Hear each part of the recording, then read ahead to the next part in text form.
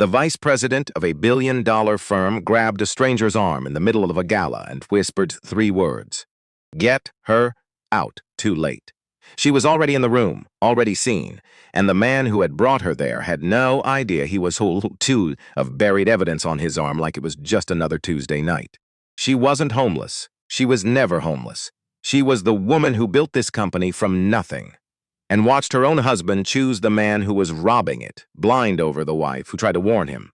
Now she was back, and someone in that room knew exactly what that meant. The phone buzzed on the edge of his desk at 5:54 in the afternoon. Gordon Spares, VP Operations. Dion Rafferty looked at the names on the screen, looked at it for a long time, long enough that the screen dimmed and went dark. He put the phone face down on his desk. Then he picked up his coat, walked to the elevator, and pressed the button for the lobby. 6 years at Apex Ventures. 6 years of picking up the phone. 6 years of yes, sir, and I'll have that to you by morning, and of course, not a problem, happy to help.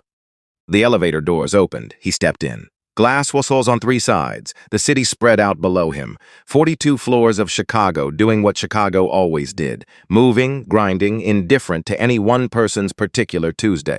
The phone buzzed again in his coat pocket. He felt it. He did not reach for it. The doors opened on the lobby. He walked out, through the revolving door and into October air that smelled like rain that hadn't come yet, cold enough to notice, not cold enough to stop him. He started walking south on Michigan Avenue. Not to the train, not toward a cab, just walking, the way you walked when you needed the city's noise to drown out the noise inside your own head. He had been at his desk by 7 that morning. He was always at his desk by 7.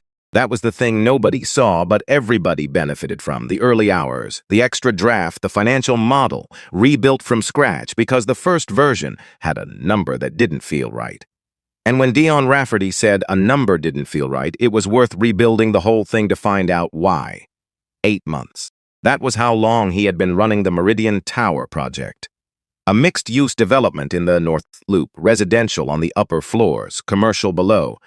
The kind of acquisition that moved careers and got your names said in rooms you hadn't been invited into yet. He had sourced the data himself, built 3 separate financial models to account for 3 different market narratives, written a 50-page strategy document that his direct supervisor had described, in an email Dion still had, as the most thorough analysis this team has produced in 2 years. At 9:47 that morning, an email arrived from Gordon Spares, VP Operations, CC, Reed Tay Calloway, Walter Holt. Subject Meridian Hour, Project Reassignment. Effective immediately, the Meridian Tower acquisition strategy will be managed directly by the VP Operations Office. We appreciate the groundwork laid by your team. Please transition all materials to my assistant by end of day. Best. That was all. No meeting, no conversation, no explanation that held up to 2 seconds of scrutiny. Just 11 lines of corporate language designed to make the removal of 8 months of work sound like a routine administrative job. Please transition all materials. Best. Dion had read the email, then read it again. Then gotten up, walked to the men's room at the end of the hall, stood at the sink, and looked at himself in the mirror for about 90 seconds. He was 34 years old.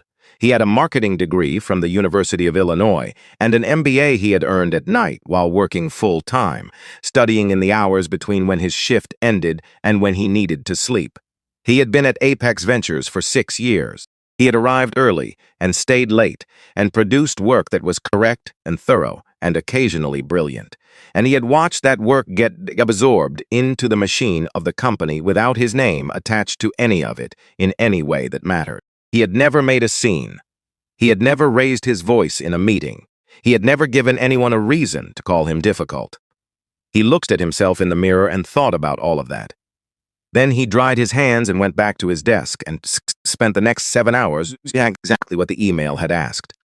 He organized every file, labeled every folder, wrote a transition memo so complete that whoever picked up the project wouldn't need to ask a single question.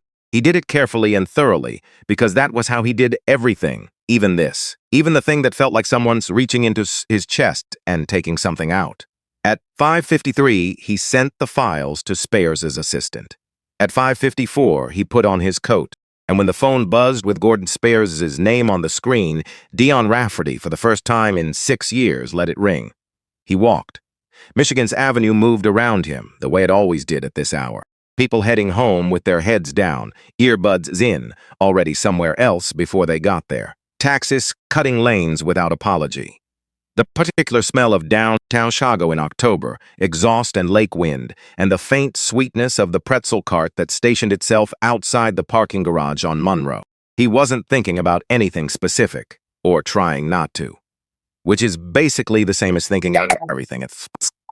He thought about his mother, Brenda, who had worked night shifts at Rush University Medical Center for 22 years, who had raised him alone in a two-bedroom apartment on the South Side, and never once, in his entire memory, said the words, "This isn't fair," even when it was obvious that it wasn't. He thought about what Reed Calloway had said to him last week, over lunch. In the quiet way Reed said the things he actually meant. Spears doesn't like that you know what you're talking about. That's the whole problem.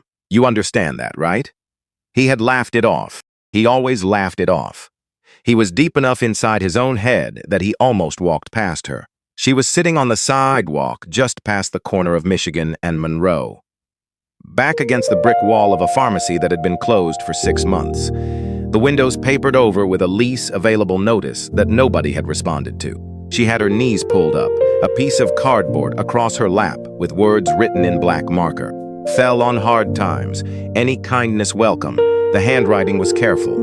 Neat, each letter placed deliberate, like someone who had decided that even this was worth doing right. Dion slowed.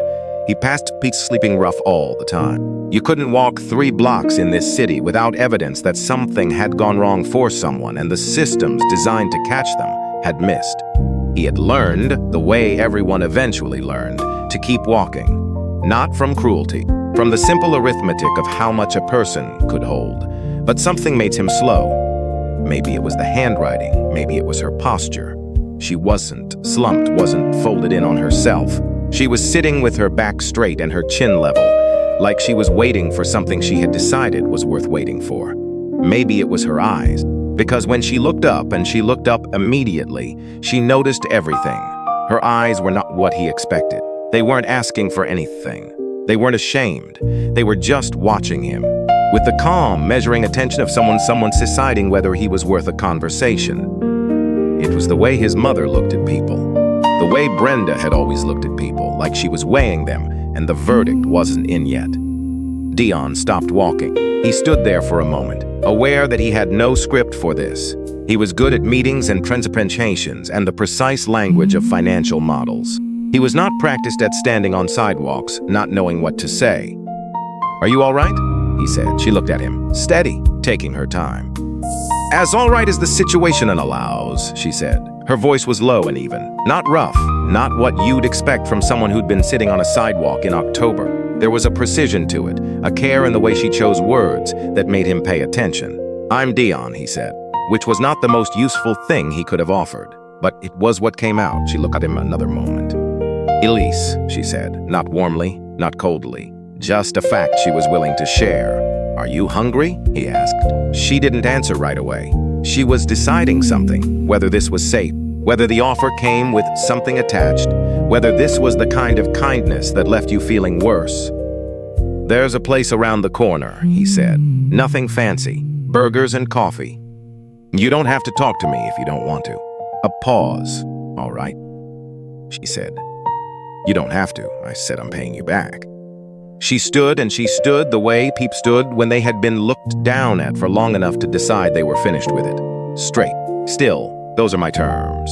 He almost smiled. "Okay, those are your terms." Miller's Diner was around the corner on Monroe. Red vinyl booths, fluorescent lights that hummed at a frequency just below conscious notice.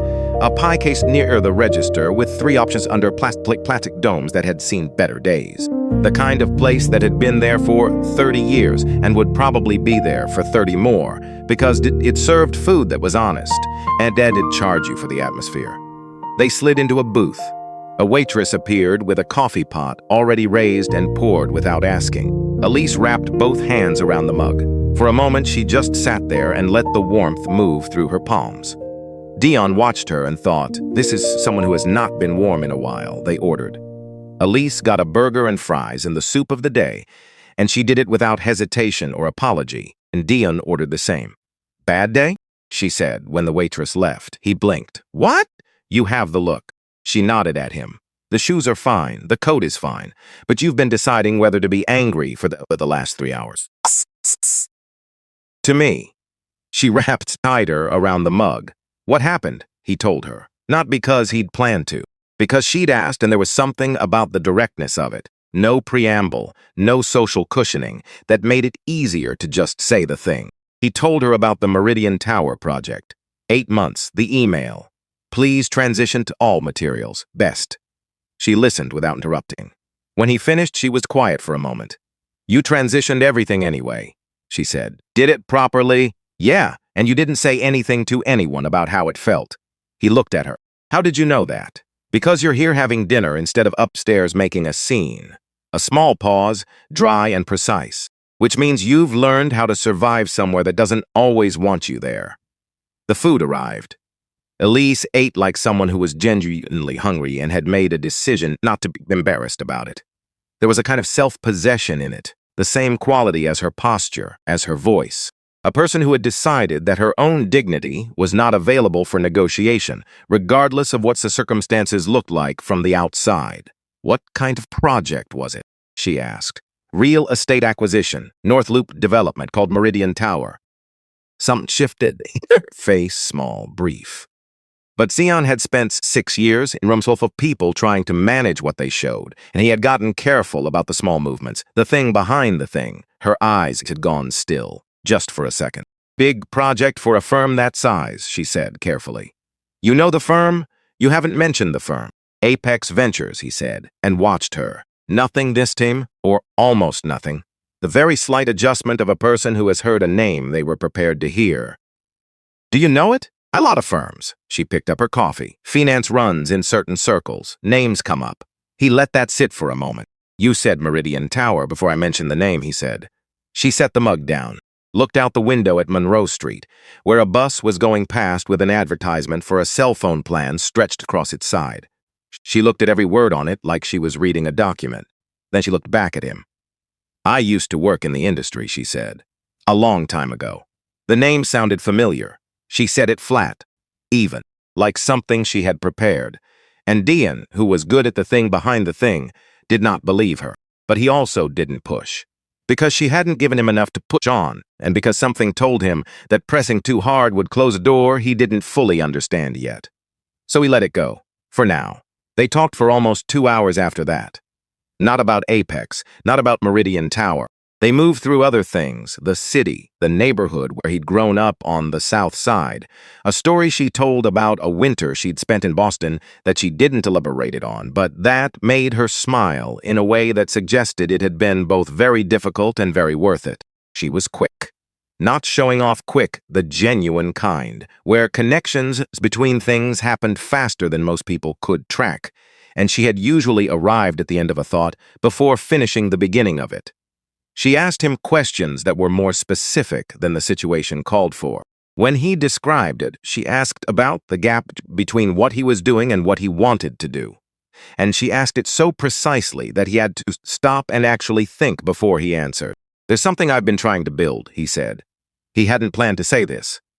He'd never said it out loud in a professional context. A program. Not for the firms, exactly. Or not just for the firm. Something that would actually connect people to work. People who can't get in the door because of something in their history or their circumstances. Not charity. Structural, she looked at him. Her coffee had gone cold and she hadn't noticed. What's stopping you, she said. He thought about it honestly. I don't know if it would be taken seriously coming from me. In the position I'm in. Meaning you're not sure you have enough standing to propose something that actually matters. He looked at her. That's a direct way to say it. Is it wrong? He was quiet. No, he said. Elise nodded slowly. The people who most need to propose the things that matter are usually the ones with the least permission to propose them. She paused. That's not an excuse to stop. It's just a description of the problem. He looked at her across the table. The diner light was not kind to anyone, fluorescent flat, but she sat it without concern, like the light was irrelevant to whatever she actually was. What did you do, he said, before? In the industry. She looked at him for a moment. Strategy, she said, just that, and then she signaled for the check. They walked out into the October cold. He didn't have anywhere to be, and she, out, was staying in an extended motel on South Wabash, which she told him without embarrassment is another fact, the way she delivered all facts. He told her about the gala, not planning to. They were walking, and he was explaining what Apex Ventures actually did, the portfolio, the kinds of investments, the annual rhythm of the firm. And somehow the gala came up, the company's big event of the year, happening in 3 days at the Langham Hotel. I'm supposed to bring someone, he said. He didn't know why he was saying this. I usually don't. She glanced at him sideways. Are you about to ask a woman you met on Michigan Avenue 3 hours ago to a corporate gala? She said. When she said it that way, it sounded insane. Yes, he said anyway. She stopped walking. He stopped too. They stood on the sidewalk on Washus while Sissy passed around them. And she looked at him with that measuring expression, the calculation running behind her eyes. Why? She said. He thought about it, actually thought about it. Because you're the most interesting person I've talked to in a long time, he said, and because you said you were paying me back and this would square us. She almost laughed. It didn't quite make it all the way out, but it was close. That's creative accounting. I have a finance background. She was quiet for a moment. Her breath made small clouds in the October air. I don't have anything to wear to something like that, she said. We could fix that. I'm not a charity project, Dion. I know you're not. He said it simply, without hedging. You made that about 45 minutes ago. This isn't charity. This is a dinner invitation. She looked at him, long enough that he thought she was going to say no. One question, she says, name it. I go as myself, she said. Not as a story. Not as whatever version of this you've constructed in your head. I go as Elise, and if anyone asks anything about me, you tell the truth as far as you know it. He nodded. Done. And I'm still paying you back. Eventually. Not eventually. At some point in the future that I will determine. He put out his hand. She looked at it, did the calculation, shook it. Her grip was firm and didn't ask for anything. They found the clothing store the next morning. A place on State Street called Margin that had the slightly curated quality of a shop run by someone with opinions. Elise moved through the racks with the efficiency of a person who knew exactly what she was looking for and didn't need help finding it. She pulled a dress without deliberating, black, simple, knee-length, and held it up with the same expression she had when she was making a decision about anything. Settled. Already done. That one, she said. You didn't try anything else. I don't need to. She was right. He found that out in the 3 minutes she was in the changing room and in the 30 seconds after she came out when he forgot what he was about to say. You're staring, she said. I'm not staring. You stopped mid-sentence. He recovered. It works. She looked at herself in the mirror mounted on the wall beside the rack. Her expression was not vain and not uncertain. It was just assessing the way she assessed everything, including him, and then whatever the assessment said, she was satisfied with it. Yes, she said it does. They found a salon on Michigan. Small, good, the kind of place where the people working actually knew what they were doing and charged accordingly. Elise sat in the chair, and Dion sat in the small waiting area by the window, and they talked across the space while the stylist worked. Not about Apex, not about the gala. About other things. She asked about his mother. He told her about Brenda, the night shifts, the 2-bedroom apartment, the way she had a quality he'd never found the right word for, where she could walk into a room where something was wrong and immediately become whatever the room needed. She sounds like someone who pays attention, Elise said. That's exactly it, he said. She pays attention to people, to what's actually happening instead of what's supposed to be happening. Elise was quiet for a moment. That's rarer than it should be. In most places. In all places, she said. When the stylist finished and Elise stood up and Dion saw her properly, hair pinned up, posture unchanged, the same person she'd always been now, with the external details matching what the inside had always suggested, he thought about the contrast. 3 days ago on a sidewalk, now this. Not that the sidewalk had made her less. That was the thing he kept coming back to. She had not been diminished by where he'd found her. She was exactly the same person in both places. Those circumstances were different. She was not. They had dinner the night before the gala at an Italian place on Randolph. Small, dim the kind of room where the tables were close enough together that everyone was technically in each other's conversation, but had agreed collectively to pretend otherwise. He ordered pasta. She ordered the same. Over dinner, she told him something she hadn't said before. Not about her history. She still didn't elaborate on that, still kept the details vague in ways he had stopped questioning, but about what she thought of what he'd described. The program, the idea he'd never said out loud to anyone at Apex. People who've been through something real, she said, know how to work in a way that people who haven't can't teach. That's not a platitude. It's structural. They've had to solve problems without resources, which means they've built capability that most companies would pay a lot for if they knew how to find it. He looked at her. You sound like you've thought about this before. I've had time to think, she said, and moved on before he could follow it. They were walking back when she stopped. He almost kept going before he realized she wasn't beside him. He turned. She was standing on the sidewalk looking across the street. At Apex Ventures. The building was lit from inside, some offices still going at this hour, the glass facade reflecting the street lights and the sky above. She was very still. He watched her for a moment, the way she was standing, the way her eyes moved across the building, not looking at it the way you looked at something you didn't know. Looking at it the way you looked at something you did. He thought about the way she'd said Meridian Tower before he'd mentioned the name. About the questions she'd asked, about the firm that were more specific than curiosity should have produced. About Strout's strategy, she'd said, when he asked what she'd done, just that word, and then she'd changed the subject. He was very close to asking. He was right there, one question away from the thing he'd been not asking for 3 days. But she turned before he could speak, and whatever had been in her face, recognition or grief, or something more complicated than either, was gone, replaced with the even, composed expressions she wore most of the time. We should get some sleep, she said. Big day tomorrow. He walked her to the motel on Wabash. They said goodnight at the entrance, the brief and practical, the way people said goodnight when they were going to see each other in the morning and didn't need to make a thing of it. He walked back to his building on South Michigan. He was in his apartment, shoes off, sitting on the edge of his bed in the dark, when the thought arrived fully formed. She knew the building, not like she'd seen it from the street, like she'd been inside it. Saw it watched from the lobby, like she'd stood in the elevator and looked down at the city from 42 floors up. She knew the layout of the rooms before she saw them. She knew where the exits were. She moved through conversation about Apex with the ease of someone navigating a floor plan they had memorized. He sat with that for a long time. He didn't know what it meant yet. He had a direction and a feeling and 3 days of conversation that added up to something he couldn't name. But he thought about her standing on the sidewalk, looking up at that building.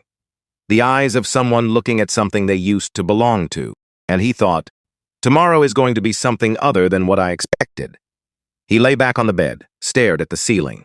Outside, Michigan Avenue was still going, would always be going. It's a city that never fully stopped. Tomorrow, he closed his eyes. Sleep, when it came, was brief and thin and full of glass walls and things he couldn't quite see through. The Longham Hotel was the kind of building that made you aware of your posture. Not aggressively. Not in the way of places that wanted you to feel small. More like the architecture itself, the high ceilings, the warm light, the proportions of everything, suggested that whoever was inside should probably be standing up straight. That whatever you brought into this room, you should bring it deliberately. Dion had been to 4 of these galas. Every year, he wore the same dark suit with different ties and stood in the same corners and had the same conversations with the same people about Q3 numbers and market positioning, and whoever had just been promoted to whatever. The professional, social, operating on the same basic script, regardless of the year or the venue or the catering. Every year he drove home afterward, thinking, I was there and I was invisible and tomorrow nothing will be different. This year he walked in with Elise Harmons on his arm. He had picked her up at the motel on South Wabash at 6:45. She opened the door and he forgot what he was about to say. Not because she had transformed into something else. She was exactly who she had always been. The same posture, the same steady eyes, the same quality of a person who had exactly how much the world's opinion of her mattered and had landed on a very small number. But the dress was right, and her hair was up, and she was wearing small gold earrings that caught the light when she moved, and all of it together was just clarifying. Like the ex-detaileders had finally caught up to what was already there. You're staring, she said. I'm not staring. Your sense stopped in the middle. I was thinking. She looked at him for a moment with that measuring expression. Then she took his arm. Let's go, she said. And whatever you were thinking, keep it to yourself until we're in the car. She almost smiled the whole drive over. Reed Calloway was waiting near the entrance, which was typical Reed. He was always near the entrance at these things, positioned to catch whoever arrived because he genuinely liked people and wanted to see all of them, and couldn't understand why everyone else didn't feel the same way. He saw Dion coming across the lobby. Then he saw Elise. Then his face went through about 4 expressions in 2 seconds, which was a record even for Reed. Dion, he said, extending his hand, then to Elise. Hi, Reed Calloway. Elise, she said. Clean, simple, great to meet you. How do you two? Michigan Avenue, Elise said. He bought me dinner. Reed waited. That was the whole sentence. Dion gave him nothing. Reed, to his credit, simply recalibrated. He said, great. Let me grab us drinks. He disappeared into the crowd, and Dion could see him already turning it over, already constructing a framework. Reed was good at frameworks. He'd have one built before he got back with the champagne. The ballroom was full. Apex Ventures ran a good gala. Not over the top, not the kind of event that made employees uncomfortable about the spend. But genuinely well done, the room warm and loud in the right ways, a string quartet in the far corner playing something Dion could never name but always vaguely recognized. He and Elise moved into the room, and Dion noticed almost immediately that she was doing something. It wasn't obvious. It wasn't performed. She moved beside him and smiled when he introduced her and said the right things at the right times. But underneath that, she was doing something else entirely. Her eyes moved in a pattern, slow, systematic, covering the room in sections. The bar, the exits, the positioning of the catering staff, the table arrangement. The corner where the senior executives tended to cluster. She was not looking at things for the first time. She was checking on them. He caught it because he was watching her. He caught it because been watching for 3 days and had learned her rhythms, the way you learned the rhythms of someone you were paying close attention to. Anyone else in the room would have seen a woman in a black dress being charming at a corporate party. Deason saw someone taking inventory of a room they remembered. He filed it, said nothing. Reed came back with champagne. They formed a small cluster near the edge of the dance floor. Reed, Dion, Elise, and a woman from the finance department named Beth, who had attached herself to Reed the way people attached themselves to Reed at these things, because standing near him felt easy. Elise was extraordinary in the conversation. That was the only word for it. She didn't dominate. She was never the loudest person in an exchange. But within 4 minutes of any conversation, she had found the thing the other person actually wanted to say and created space for them to say it.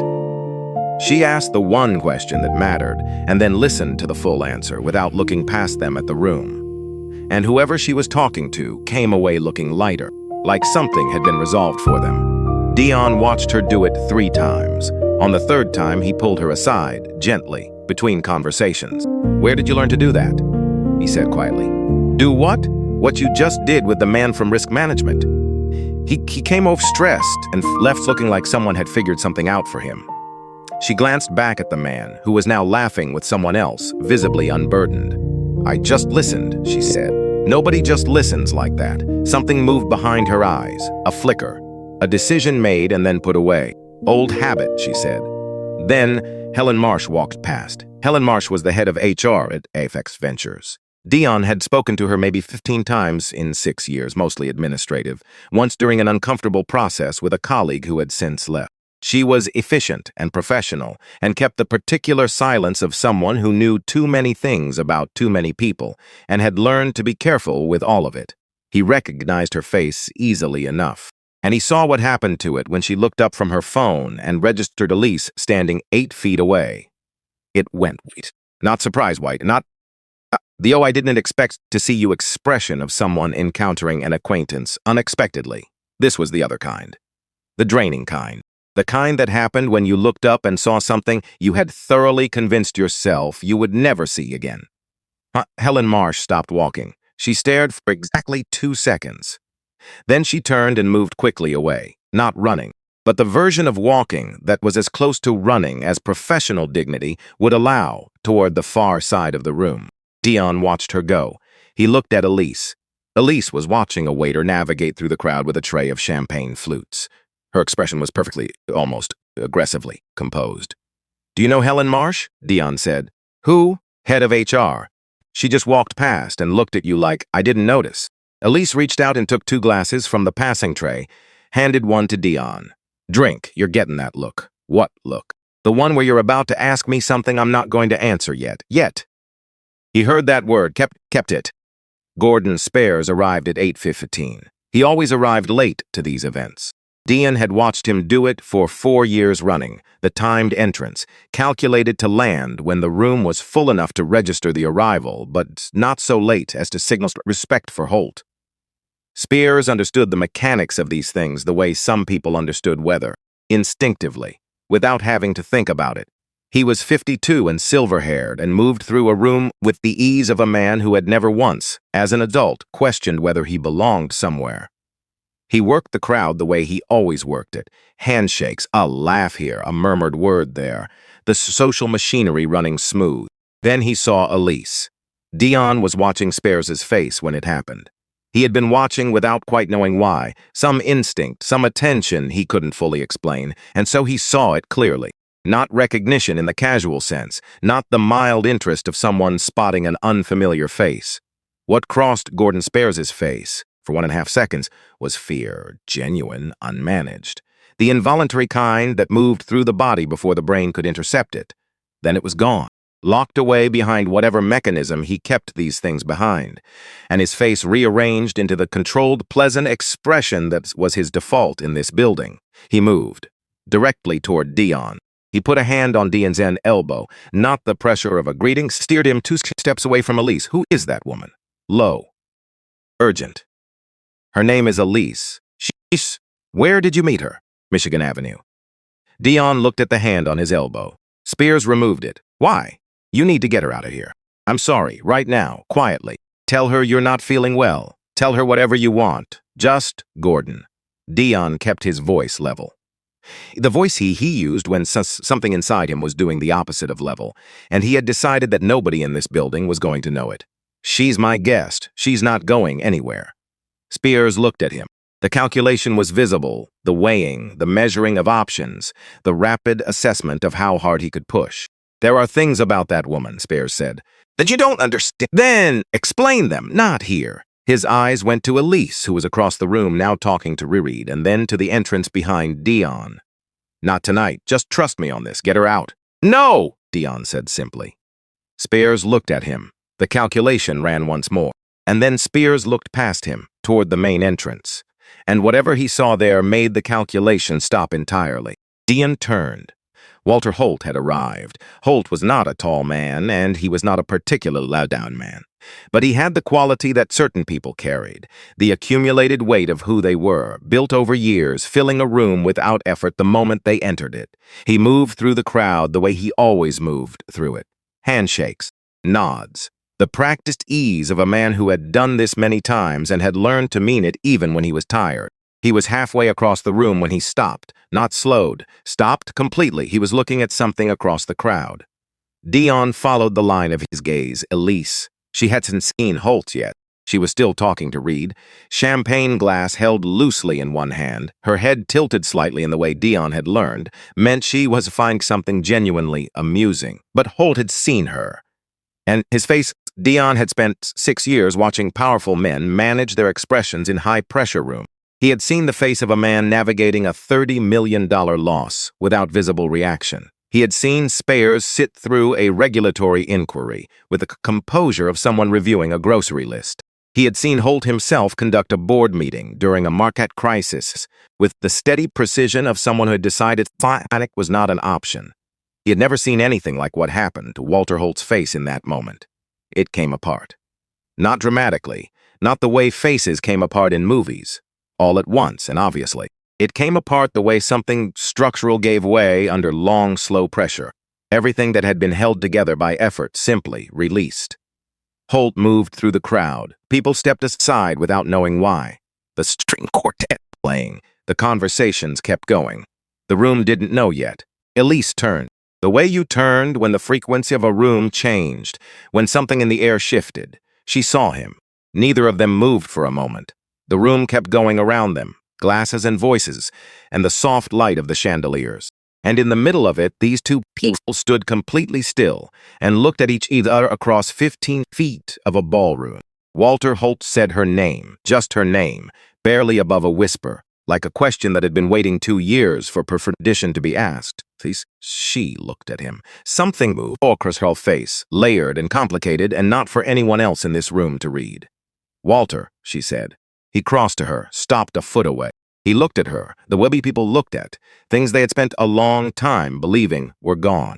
"Is it really you?" he said. "Not quite a question. After all this time, it's me," she said. "I'm sorry it took so long." And Walter Holt, Dean's scene manage a regulatory crisis, with the composure of a man reviewing a grocery list, pulled Elise into an embrace that made the room go quiet. Not all at once, in a ripple.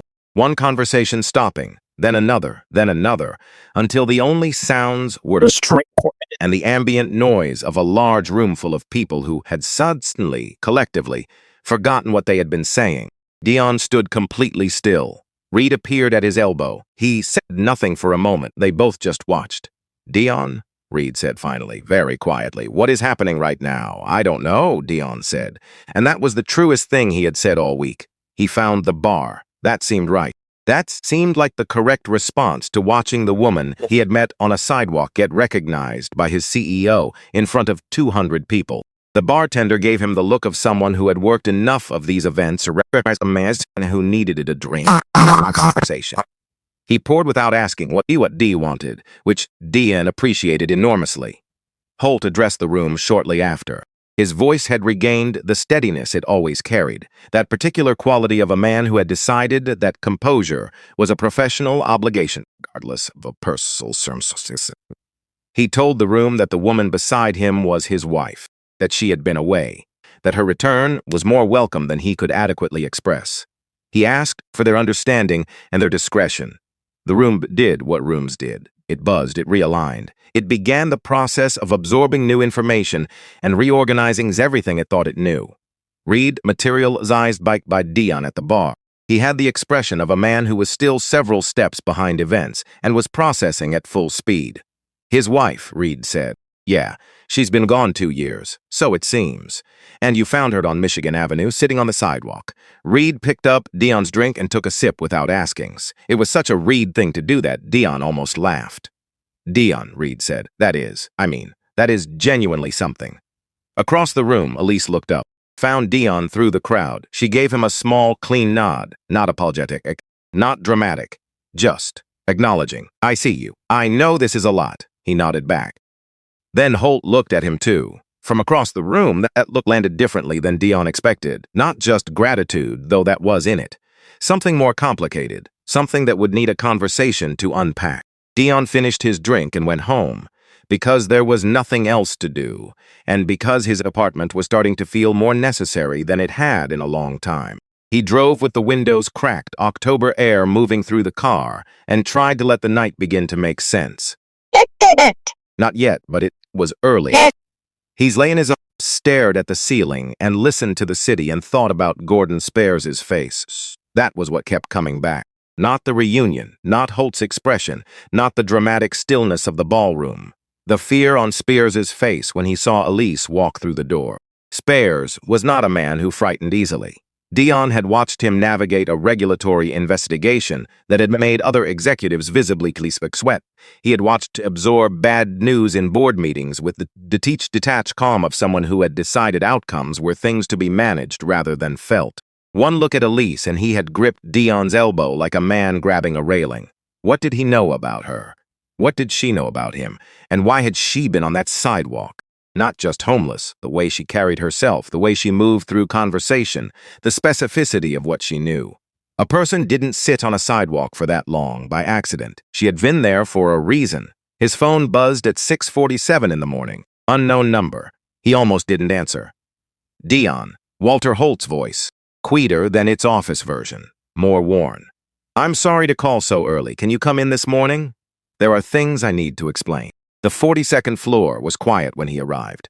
Holt was standing at the window when Dion came in, coffee in hand, looking at the river the way people looked at water when they were trying to organize their thoughts. He turned. "Sit down, Dion, please." Holt sat across from him, not behind the desk, beside it, the arrangement that said this was personal rather than corporate. "First," Holt said, "thank you. I don't know the full story yet, but I know my wife was on that street and you stopped when most people didn't, and I won't forget it." Dion nodded. "You want to know what happened," Holt said, "if you're willing to tell me." Holt looked at his coffee, the pause of deciding how much travel to give.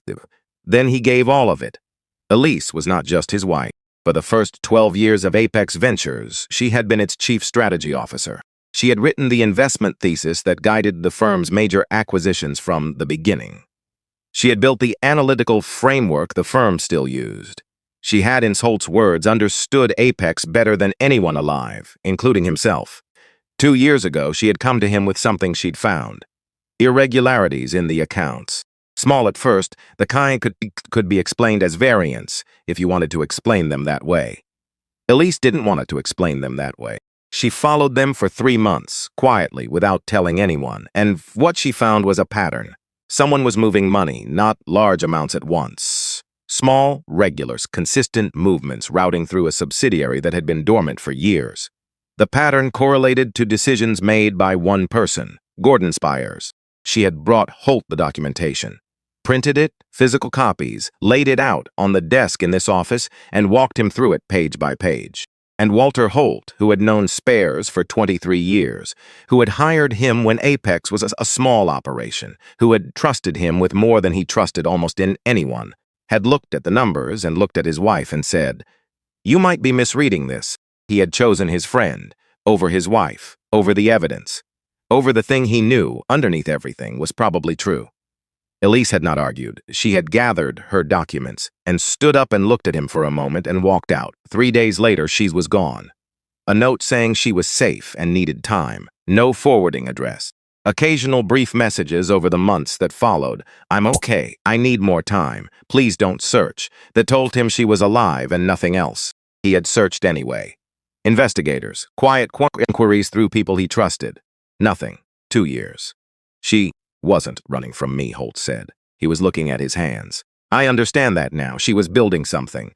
Collecting what she needed to collect, from outside where Spares couldn't see her doing it. She needed to be invisible to do it safely." Dion sat with that. "The documents she has," he said. "They cover the full 2 years?" She came back with 3 binders. Holt looked up. "Spares has been routing money through the Meridian Tower subsidiary account for 8 months. 8 months. The 8 months Dion had been running the Meridian Tower project. Something cold moved through him. Not surprise exactly. More like a thing that had been almost known becoming fully known. "The reassignment," Dion said. Holt met his eyes. "We're looking into it," he said carefully. "There are things we need to confirm before I can say more." Reed filled in the rest at 2 o'clock, in the frosted glass conference room on 28 where people went when they didn't want to be seen from the hallway. Reed had sources everywhere, and the particular talent of making people feel comfortable enough to tell him things. He had pieced together enough by early afternoon to know what Holt had left out. "The Meridian Tower account," Reed said. "Spares has been using it as a pass-through, moving money out in small increments, routing it through the subsidiary structure so it read as operating expenses at the standard audit level." He paused. "The model you built was detailed enough that if you'd stayed on the project the 4 to 6 weeks, you'd have been inside those numbers." Dion sat very still. "He didn't reassign you because you did something wrong," Reed said. "He reassigned you because you were doing everything right." The words landed somewhere specific, somewhere that had been tender for a long time. 6 years of being careful, of producing work that was thorough and correct and occasionally the best work in the room. 6 years of not making it difficult, of absorbing things that weren't fair and converting them into professionalism, because that was what you did when you understood the specific arithmetic of your situation. And the one time his carefulness was about to matter, in a way that beyond his own career, the one time it was on the verge of meaning something, someone's had reached in and removed him before he got there. Not because he was wrong, because he was right. "Reed," he said. "Yeah. Is there anything else I need to know before tonight?" Reed looked uncomfortable, which was unusual. "Spares came to find me this morning, after your meeting with Holt. He wanted to know what you'd been told. What did you say?" That I didn't know, which was true at the time. He paused. He's going to come at you directly. He's going to try to make this look like you brought Elise here on purpose, like it was coordinated, like you knew. That's not true. It doesn't need to be true to create problems. Reed leaned forward. He has people in this building, Dion. People who owe him things. If he frames this as a question about your judgment, your intentions, your loyalty to the firm, he has people who will back that story. Dion looked at the frosted glass walls. He thought about 6 years of careful, about please transition all materials, about the particular weight of being the only person who looked like him on the 42nd floor, and knowing, without anyone ever saying it directly, that the margin for error was different for him than for the man in the office next door. He stood up. "Thanks, Reed," he said. Spares came that evening, not to the office. To the parking garage on level 3, where the cameras ran, but footage was viewed only when something happened, and by then the conversation would be long over. Spares was already there when Dion came down, leaning against the concrete pillar near the elevator, hands in his pockets. Casual, like an accident. Walking toward his car. "Gordon, I thought we should talk," Spares said, falling into step. "Without the formality of an office. I don't have anything to say to you. That's fine. You can listen." Dion reached his car, stopped, turned. Spares looked at him with the expression of a man who had done this before, who had calculated the angle and the pressure and the exact place to apply it. "You're a smart man," Spares said. "Genuinely. You work hard, you're thorough, you care about getting things right. I've always thought that." A pause that was designed to feel like respect. "You know what your position in this company actually is? You're valuable because you're good and because your presence addresses certains that matter to certain clients. That's not a criticism. That's a reality. Walter keeps you because you're useful, not because he sees you the way he sees the men on 42. Dion said nothing. "You've stumbled it into something," Spares continued. "Something that was never meant to involve you. And now Holt is treating you like you're part of the solution, like you're a small gesture with one hand, a player in this. But Dion, you're a man who ran into someone's wife on the street. That's the whole story. And if you let it be only that, you walk out of this with your career intact, your reputation intact, everything intact." He let that sit. "If you don't," he said, "I'll make sure the version of this story that circulates is considerably more complicated than the truth. And complicated stories are very hard to recover from, especially for someone in your position, not a threat. Legally not a threat. Nothing that could be repeated verbatim and sound like what it was, just pressure, applied with precision to the exact place he'd identified as soft." Dion looked at Gordon Spares. Then he unlocked his car. "Good night, Gordon," he said. He got in, closed the door, pulled out of the garage. His hands were steady on the wheel. He kept steady all the way to South Michigan, all the way up to his floor, all the way into his apartment. And then he sat down on the edge of his bed and stayed there for a while. Because Spares' words had not been entirely wrong in their targeting. They had landed in places that were already there, already known. The specific weight that men who looked like Dion carried into every room and were never allowed to set down. The thing you outworked every day, and that was still there the next morning, unchanged, requiring you to start again, especially for someone in your position. He sat with it. Then he picked up his phone and called his mother. Brenda picked up on the second ring. She had always done that, not the first, which felt performative, not the third, which felt careless, the second, like she'd been nearby and had decided you were worth answering. He told her everything. He didn't rush it.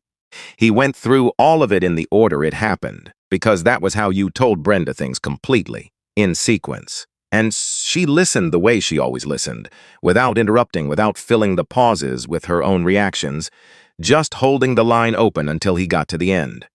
When he finished, she was quiet. "Let me ask you something," she said. "Okay, when you stopped on that sidewalk 3 nights ago, a beat, what were you thinking about getting?" He sat with the question honestly. Nothing, she said back. "I just stopped because," he paused. Her eyes reminded me of you. A silence, a long one. "Then that's your answer," Brenda said. You already know what to do, baby. You've known since you stopped walking."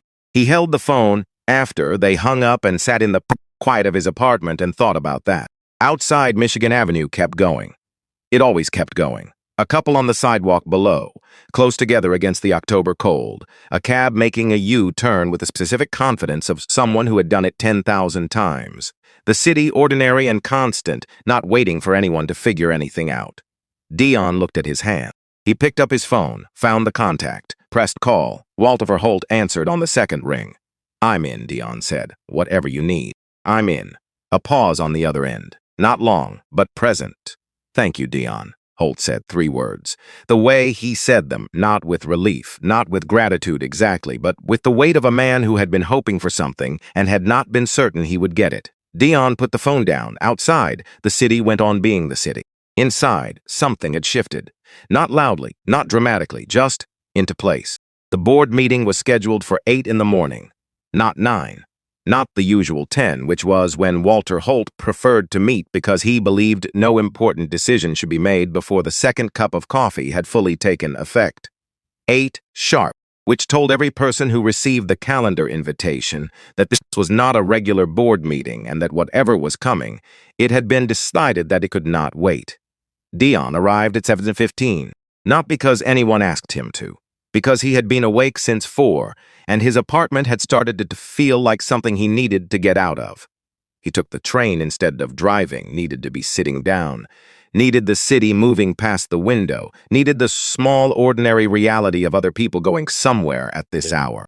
The 46th floor was quiet when he got there, the particular quiet of a building before the day started. Just the hum of the HVAC and the blue-gray light coming off the lake through the east-facing windows. He found the small kitchen near the conference rooms and made coffee. Real coffee. Ground beans from a bag someone had left in the back of a cabinet and forgotten about. He made a full pot, because it seemed like the kind of morning that would need one. Then he sat down in a chair in the hallway outside the main boardroom and waited. He was not rehearsing anything. He was not planning what to say. He was just there, in the hallway, with his coffee, because this was where he needed to be, and he had decided that was enough of a reason. Elise arrived at 7:40. She was dressed the way he imagined she had dressed for 12 years of doing this work. Dark blazer, dark slacks, no jewelry beyond the small gold earrings from the night before. She carried a leather portfolio that had some years on it, the edges worn soft, the kind of object that had been through actual use and not just carried for effect. Her hair was down. She came around the corner and saw him sitting in the hallway and stopped, looked at him. "You didn't have to come," she said. "I know. Walter didn't ask you to be here. Also correct."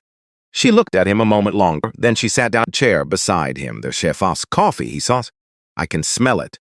She didn't move to get any. "How are you doing?" "Honestly? Always." He thought about it. "Somewhere between terrified and very awake," she said, "which I'm told is the right place to be." She almost smiled. "Not quite, but close." "That's exactly right," she said. "That's exactly where you want to be for something like this." They sat in the hallway for a few minutes, the building humming around them, the lake turning from gray to blue outside of the windows at the far end of the corridor. "Dion," she said. "Yeah." She looked at the portfolio in her hands. "When this is over, and it will be over, one way or another, I want you to know something." A pause. "What you did. Not last night, not this morning. The sidewalk. The 3 minutes on Michigan Avenue when you could have kept walking and nobody would have known the difference." She stopped, started again. "I had been sitting on that street for 6 days. 6 days. And you were the first person who sat down." He didn't say anything. "I was watching," she said, quieter now. "That was the point. 2 years of building a case while Spears didn't know where I was or what I was doing. I needed to see Apex from the outside. Needed to understand what the firm looked like from street level, what this city looked like to someone who had nothing and needed something." She looked at the wall across from them, but after 6 days I was starting to think I'd miscalculated, that I'd gone too far, that I was out there in the cold and nothing was actually going to change. She stopped again, let the pause sit. "Then you sat down," she said, "and you talked to me like I was a person." Dion looked at the floor. "You are a person," he said. Which was simplest, maybe simplest thing he'd said in months, and was somehow the only right answer. Elise nodded once. "Yes," she said, "I am." The elevator opened at the end of the hall. Walter Holt stepped out, followed by 2 board members, and the firm's outside legal counsel, a woman named Barbara, who moved with the specific efficiency of someone who had been in difficult rooms before. and had long since decided that difficult rooms were manageable if you came prepared. Holt saw Dion, nodded once, no surprise, like he'd known he'd be there. "Let's go," Holt said. The board meeting lasted 4 hours. Dion was not in the room for most of it. He sat outside in the hallway where he'd been since 7:15 and did not poke at his phone and did not look at his phone and did not rehearse anything and just waited. This was a different kind of waiting than he was used to. Not the waiting of someone who didn't know what was happening. The waiting of someone who had done what he could do and understood that the next part was not his. Reed had found him at 9:30. "You know you don't have to be here," Reed said, sitting down. "Third person to tell me that." Reed settled into the chair. He had his own coffee and the look of a man who had been up since before the sun. "Internal audit team is in the building," he said quietly. "Pulled in at 7. Spares doesn't know yet. Where is he?" "Oh, 41st floor, his office." Reed paused. "Came in at 8:15 like any other day, suit and everything." Dion thought about the parking garage, the practiced ease of someone who had been winning long enough to stop imagining any other outcome. "He thinks he's going to win this," Dion said. "He's won everything for 20 years, Reed said. "That does things to how you see the world." They sat together in the quiet hallway and didn't say much else. That was the thing about Reed that most people missed under all the sociability. He knew when to be quiet. He knew what kind of company was needed and had provided it that instead of the kind he preferred. That was its own kind of paying attention. At 11:47, the boardroom door opened. Holt came out first, then the board members, then Barbara from legal, then Elise. She looked the same as when she'd gone in. Same posture, same level expression. But something around her eyes, a tension that Dion noticed from the very first night at Miller's Diner, something's held, something braced, was gone. Like a thing that had been load-bearing for 2 years had finally been set down. Holt looked at Dion. "Gordon Spears has been suspended pending a formal investigation," he said. "The board has voted off a full independent audit of the Meridian Tower account and 4 related subsidiary accounts going back 30 months. We'll be referring the matter to federal authorities by end of week." Dion nodded. "There's something," Holt said. They went into Holt's office, the 4 of them, Holt, Elise, Dion, and Barbara. Holt sat behind his desk this time, the formal arrangement, which meant what came next was business, not just conversation. "The audit will take time," Holt said. "Months. During that process, Meridian Tower needs to be managed by someone who understands its financial architecture completely." He looked at Dion. "You built it." "I did," Dion said. "Take it back." Dion thought about the email. "Please transition all materials. Best." The 7 hours of careful labeling. He thought about all of that for exactly 1 second. "All right," he said. Holt glanced at Elise. Something passed between them, the shorthand of 2 people who had been through a great deal together and had, improbably, come out the other side of it. "There's something else we've been discussing," Holt said. "Would you like to tell him?" Elise opened the portfolio. "One of the things 2 years showed me," she said, "is how many people in this city are 1 bad month from losing everything, not struggling 1 month. A medical bill that lands wrong, a landlord who decides to renovate, a layoff that comes without warning." She set a document on the table, 8 pages, dense with research and data and a structural model that had clearly been refined over a long time. "And I saw how few real pathways exist to come back from that. Actual pathways. Not charity programs that make the donors feel better. Structural ones that change outcomes." Dion looked at the document. "Apex Forward," Elise said. "A workforce re-entry program. 3 nonprofit partners already identified and in conversation. The focus is placement, not recommendations, not referrals. Actual jobs with Apex portfolio companies that have agreed to participate." She looked at him directly. "I need someone to run it. Someone who understands the corporate side and also understands what it looks like to start without a safety net and build something anyway." Dion was quiet for a moment. "There's a condition," he said. "Tell me. The people who go through the program, they need a seat at the table, not as program participants, not as success stories to put in the annual report, as decision makers, voting members of the advisory board." Alice looked at him for a moment. "Page 6, she said. He turned to page 6. There it was. Advisory board structure. Required composition. Minimum 40% of members drawn from program alumni and full voting rights on program decisions. Not consultation, not input, votes. He read it twice to make sure he was reading it right. He was. "All right," he said. The same way he'd said it about Meridian Tower. Without ceremony, without performance. Because it was the correct answer, and everyone in the room knew it, and saying it simply was the most honest way to say it. Holt extended his hand across the desk. Dion shook it. Gordon Spares left the building at 12:30. Reed told him about it later in the way Reed told him things, factually, without editorializing, letting Dion decide what to do with the information. He had walked out through the lobby. His assistant had been asked to box the personal items from his office. 2 people from legal had been present during the process. He had carried 1 box. He had not made a scene. He had not said anything to anyone on his way out. Reed said he had looked smaller. Not in any physical sense, just reduced. The structural thing that had made him the way he was for 20 years was gone, and without it, he was just a man walking out of a building with a box. Dion thought about the parking garage, about the precision of the pressure, about a special fee for someone in your position. He sat with that for a moment. Then he let it go. Not because it wasn't true, it was true, it had always been true. It would continue to be true in rooms all over this city, regardless of what had happened today. No single board decision changed that particular math, but it was Spares' weight to carry now, not his. The next 3 months were the hardest work of Dion's life. They were also the best. He ran the Meridian Tower project through the days, working alongside the audit team, rebuilding the financial documentation from the ground up, making sure that when the federal investigators came in with questions, he had answers that were clean and complete and supported entirely by the record. It was detail work, methodical work, the kind of work that didn't look like much from the outside, but that everything else depended on. He ran Apex Forward in the evenings and on weekends. He met with the 3 nonprofit partners, went to their offices, walked through their programs, sat in on job training sessions and resumed and the small practical conversations that when someone was trying to translate what they knew how to do into language a hiring manager would recognize. He didn't go to the data. He went to understand, which was a different thing and took longer and mattered more. There was a man named Curtis, 47 years old.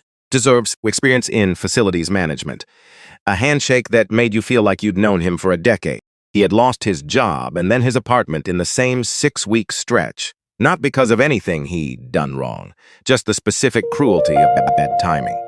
And had been sleeping in his brother-in-law's storage unit for 4 months while applying to jobs that didn't call back. There was a woman named Daisy, 35, 2 accounting certifications, sharp and precise in the way of someone who had always been good with numbers and knew it. She had a gap in her employment history that hiring managers kept asking her to explain differently. Because the truth, 14 months without stable housing after a situation at home went badly wrong, made them uncomfortable in ways they didn't know how to manage. There was a 26-year-old named Kevin who could diagnose and repair any mechanical problem put in front of him, a skill his grandfather had spent years teaching him, who had been on the street at 23 after aging out of foster care and had no idea how to put what he could do into the boxes that resumes required. Dion went home after meeting those 3 people and sat at his kitchen table and rewrote the Apex Forward program structure from the first page. Not because Elise's version was wrong. The bones were exactly right. She had thought about this for 2 years with the kind of sustained attention that produced something genuinely sound. But there was a difference between building something with good data and building something with understanding. And Curtis and Daisy and Kevin had given him something the data alone couldn't. He worked until 2 in the morning, then slept 4 hours, then got up and started again. Reed noticed in November, "You look terrible," Reed told him one morning, handing him coffee in the hallway. "Which means you're working on something real. Is that your theory? People who look great at work aren't doing anything that matters." Consistent observation over many years. Dion took the coffee. "We're ready to announce the pilot cohort. 12 people, 3 portfolio companies. 60-day placement track with an 18-month follow-up structure." Reed looked at him for a long moment. "6 months ago, you were a marketing manager who built really good financial models," he said. "I'm still a marketing manager who builds really good financial models." "No," Reed said, "you're not." Dion didn't argue, because Reed was right, and they both knew it, and saying so didn't require more than that. The launch event for Apex Forward, was held on a Thursday morning in late January. Not at the Langham, not at a hotel at all. At the Southside Community Center on Wentworth Avenue, a building 3 blocks from the neighborhood where Dion had grown up, where the hall cells had the specific smell of industrial cleaning supplies and genuine effort and budgets that had been stretched thin for a long time and kept going anyway.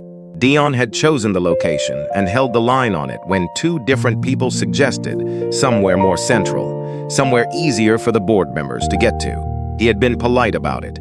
He had also not moved, because the program was not for the board members, and the launch event should not pretend otherwise. There were folding chairs arranged in rows. Good food from a catering company, run by a woman who had been through a workforce re-entry program in another city, and had brought the same idea back to Chicago with her. Walter and Elise Holt sat in the front row without making anything of the folding chairs, without the visible recalibration Dion had half prepared for. They just sat down. Reed was in the 3rd row. He gave Dion a small nod when their eyes met across the room. The nod of a man who was glad to be there and wanted that to register without becoming a thing about itself. Holt spoke for 4 minutes. Elise spoke for 6. Both of them said true things. The kind of true things that came from having actually thought about something, instead of having a speech prepared. Then Dion stood up. He had written and rewritten his remarks 5 times. The 5th version was the shortest. He'd folded it once and put it in his pocket, and then, when he was standing in front of the room and could see the faces looking back at him, he left it there. "I almost didn't stop," he said. The room was quiet. I want to be honest about that, because I think the almost is the important part.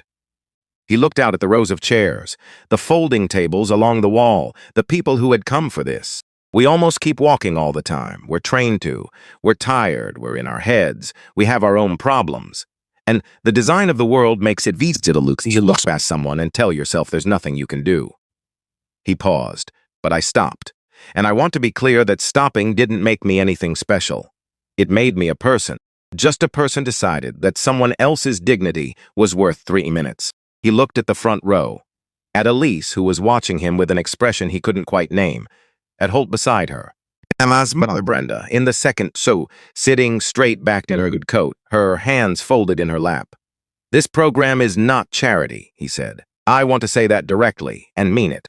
It is not charity, and it is not pity, and it is not about anyone on this side of the room feeling better about themselves."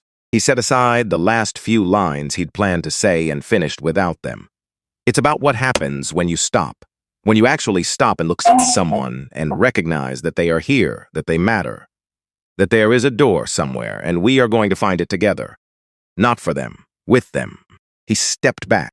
The applause started in the front row and moved back through the room and built until it filled the space the way sound filled the community center, not cleanly, bouncing off the walls and the low ceiling, becoming something larger than what had started it. Dion stood at the front of the room and looked at the faces. Then Simone Ost stood up. He knew Simone the way you knew certain people you worked alongside, present, competent there. She was 27 and had been at Apex for 3 years, starting as a junior analyst and moving to marketing, where she worked with a want of quietness and a precision that made her easy to underestimate if you weren't paying attention. Dion had been paying attention. 2 months earlier, in a budget meeting on the 31st floor, a senior director named Patterson had said, casually, the way people said things they assumed everyone agreed with, that Simone's communication style wasn't a natural fit for client-facing work. The table had been quiet. Dion had said, "I'd like some specifics on that. What communication style are we measuring? And what's the benchmark for fit?" The table had gone briefly uncomfortable. Patterson had walked it back in the smooth way of someone practiced at walking things back without admitting they'd said them. The meeting had continued. Simone had not been in the room. She'd found out later. She had come to Dion's office doorway and said, "Thank you." Just those 2 words, standing in the doorway, and then she had gone back to work. He had asked her to join the Apex Forward Advisory Board 6 weeks ago. She had said yes without hesitation. Now she stood up in the community center and asked if she could say something. Dion nodded. She came to the front. She didn't have notes. She stood at the microphone and looked at the room the same way she looked at everything, directly, without performing it. "I'm on the advisory board of Apex Forward," she said. Dion asked me about 6 weeks ago, and I said yes because I thought I could be useful. What I didn't tell him was why I wanted to be useful to this particular thing. The room settled into the specific quiet that came before something real. 4 years ago, she said, I was sleeping in my car. Nobody moved. It wasn't one big thing that put me there. It was a sequence. I lost my apartment. I didn't have enough saved for a deposit on another one. I didn't want to tell anyone because I was embarrassed and I was scared, and I thought if I just kept showing up to work, kept functioning, kept going, somehow it would resolve itself. She looked at the table near the back wall, at the food trays and the folded napkins, and the ordinary objects of a normal Thursday. I parked in a shopping center lot on South Wentworth. Same spot every night. 7 weeks. Her voice was steady, it did not waver. One morning, early, before 6, someone knocked on my window. I woke up thinking it was security. This was finally the moment I was told to leave. She paused. It was a woman in a nurse's uniform. She was coming off a night shift. She had 2 cups of coffee. She said she had noticed the car in the same spot, and she wanted to make sure I was okay. The room was completely still. She had the name of a workforce placement organization written on a napkin. She put it through the gap at the top of my window. Simone stopped, looked at the set row, and she said, "You are good enough. You just need a door." She found Brenda. Brenda, who was sitting very still, hands folded in her lap, looking at Simone with an expression that was hard to read from across the room. "That woman is here today," Simone said. "Her name is Brenda Rafferty. She volunteers at the Wentworth Community Center every Saturday morning. She has for 11 years. She told Brenda's gaze steadily. She doesn't know my name. We have never spoken since that morning. She knocked on my window and gave me coffee and an address and 8 words, and then she went home to sleep for her next shift." Dienik was standing at the side of the room. He looked at his mother, 64 years old, night shifts for 22 years, 2-bedroom apartment, his whole childhood shaped by his specific kind of love that didn't ask for acknowledgement, that just showed up and did the thing and went home. He had thought he understood who she was. He looked at her now and understood he had known part of it, the part she'd shown him, the part that was his to know. The rest of it, the Saturday mornings, the napkins, the 2 cups of coffee in the dark before sunrise, the 8 words said to strangers in parking lots, that part she had never mentioned. Not once.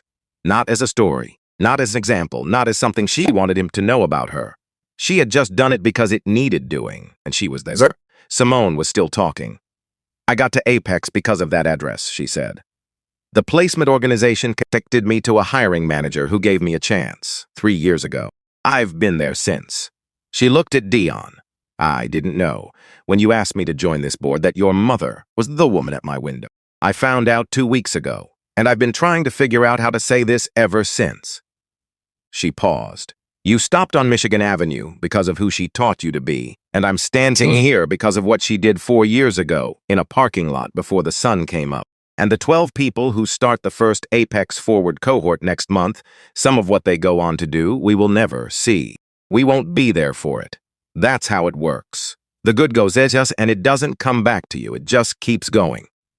She stepped back from the microphone. The room was quiet for a moment. A full, complete quiet. Not the quiet of people waiting for what came next, but the quiet of people sitting inside something that had just been said. Then it broke, and the sound that filled the community center was the sound of people who had been moved and were not embarrassed about it. Dion found Brenda outside after. She was on the front steps in her good coat, looking at Wentworth Avenue. He stood beside her, and for a while neither of them said anything. The street was doing what streets did on a Thursday morning, a delivery truck double parked. 2 women talking outside the laundromat next door, a man walking a dog that was very interested in a fire hydrant. 7 weeks, Dion said finally. "I didn't know it was 7 weeks, Brenda said. "I just noticed the car. I didn't know the story. You never told me. I didn't think it was remarkable." She glanced at him sideways, the particular look she had for when she thought he was making something more complicated than it needed to be. "I made coffee every morning before my shift. Making 2 cups instead of 1 isn't remarkable. Mama, it's not, Dion." He looked at her profile.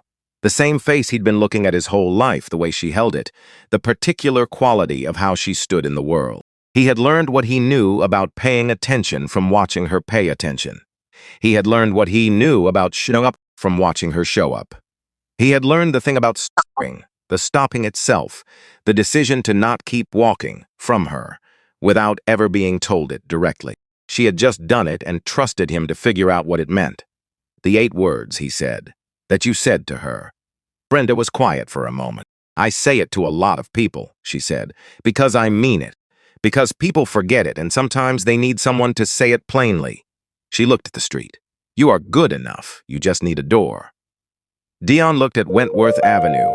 He thought about Curtis and his 20 years and his handshake, about Adeze and her accounting certifications and the gap on her resume that shouldn't have been a gap at all, about Kevin and what his grandfather had taught him, and the fact that no form in the world had a box for it yet.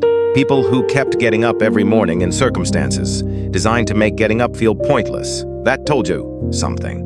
It told you most of what you needed to know. He went back inside. The event was winding down the way events wound down, while gradually, in clusters, the room getting lighter as people moved toward the door. Reed Bear hugged him in the middle of the floor, which was very Reed, and Dion let it happen because Reed had earned it. Elise shook his hand and held it for a moment.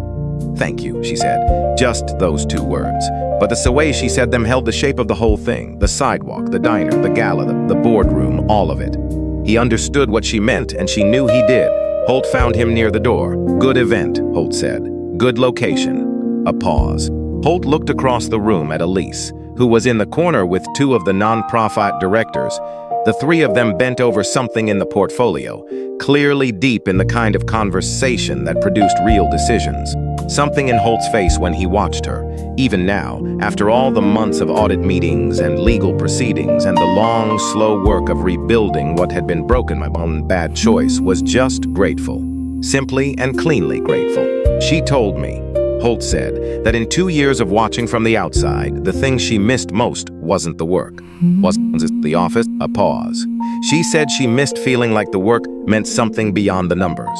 He looked at Dion. You gave that back, he said, to both of us, by stopping on a sidewalk when you had every reason not to. Dion thought about saying something modest, something that deflected the weight of it. He didn't. I almost didn't, he said instead. I want to be honest about that. Holt nodded slowly. I know, he said. That's what makes it matter. Dion left around 9. He drove south.